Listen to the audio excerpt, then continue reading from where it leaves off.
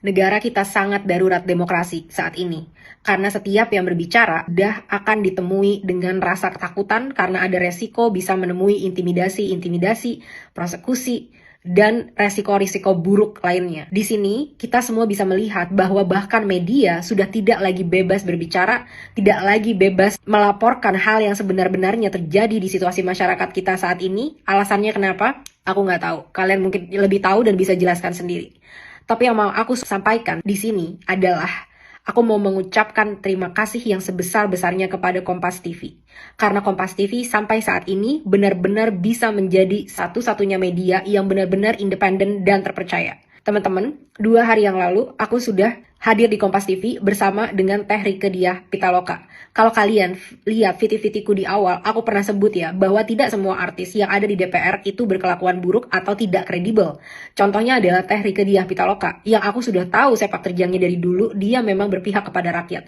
Dan benar, orang yang jujur dan bekerja benar-benar dari hati karena pengabdian tidak akan takut untuk muncul bersama, untuk membahas, untuk merespon, untuk datang menghadiri demonstrasi dan ada bersama masyarakat. Ini beberapa tanggapan yang Teh Rieke telah sampaikan. 1. Teh Rieke setuju dengan adanya semua transparansi yang kita minta.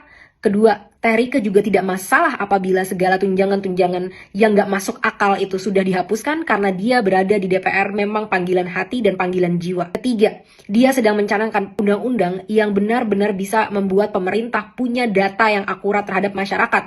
Bukan lagi sampling, bukan lagi tebak-tebakan, tapi benar-benar data yang asli di setiap dari masyarakat. Kenapa ini penting banget? Karena kalian tahu kan yang terjadi dengan bansos, ternyata ada ribuan teman-teman, ribuan akun fiktif penerima bansos. Siapa yang ada di balik itu? Dan Teh Rieke sedang memperjuangkan bahwa UU ini bisa disahkan sehingga kita punya data yang akurat untuk bisa meminimalisir adanya korupsi dan praktek-praktek gila seperti ini, tapi juga bisa memastikan bahwa kita bisa punya KPI yang tepat sasaran karena datanya memang tepat dan itu tidak dimiliki oleh pemerintah kita sampai saat ini. Yang kedua, Teh Rieke juga menyampaikan bahwa Teh Rieke sedang berjuang untuk undang-undang perlindungan ojek online sehingga mereka bisa diangkat sebagai pekerja bukan lagi sebagai mitra, karena mitra itu harusnya punya saham di perusahaan.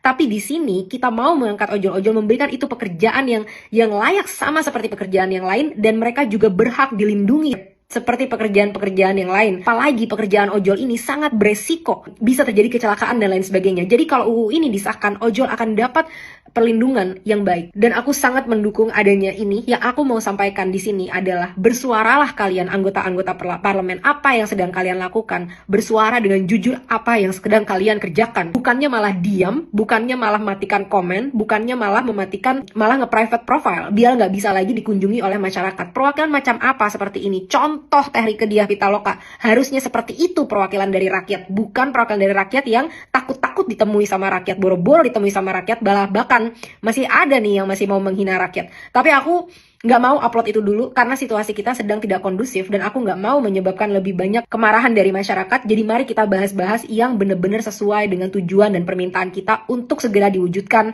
oleh pemerintah dalam 7 hari ke depan.